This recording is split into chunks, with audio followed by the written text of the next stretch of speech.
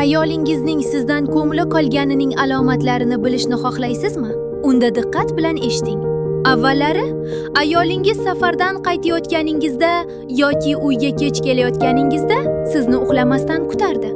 Endi esa shunchaki yotib qoladi. Avvallari, ayolingiz kiyimlaringizni taq qilmasdan turib, sizni ko'chaga kuzatmasdi. Hozir esa to o'zingiz etmaguningizcha kiyimlaringizga qaramaydi. Avvallari ayolingiz bir xil ovqatni ham har xil qilib tayyorlardi. Endi esa hamma ovqatni bir xil qilib tayyorlaydi.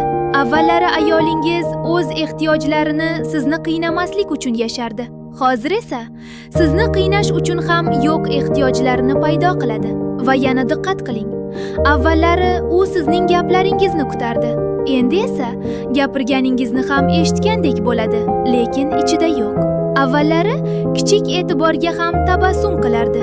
Hozir esa katta harakatlar ham unga oddiydek ko'rinadi. Avvallari sizsiz zerikardi. Hozir esa siz bor yo'qligingiz ham unchalik farq qilmaydi. Agar sizda turmush o'rtog'ingizda mana shunday o'zgarishlar kuzatilayotgan bo'lsa, bu shunchaki injiqlik emas. Bu ichki sovuqlikning belgisi va eng achinarlisi, bu birdan bo'lmaydi. Bu asta-sekin bo'ladi. Jim, sezdirmay, har kuni birozdan. Oila bu faqat bir tomondan ishlaydigan tizim emas. Bu ikki tomonlama investitsiya. Agar e'tibor kamaysa, sevgi ham standby rejimga o'tadi. Shuning uchun kech bo'lmasdan oldin o'ylab ko'ring.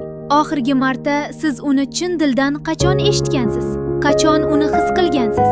Shunchaki majburiyat sifatida emas. Chunki ba'zan eng katta yo'qotish bu odamning ketishi emas, uning ichingizda asta-sekin sovib borishidir.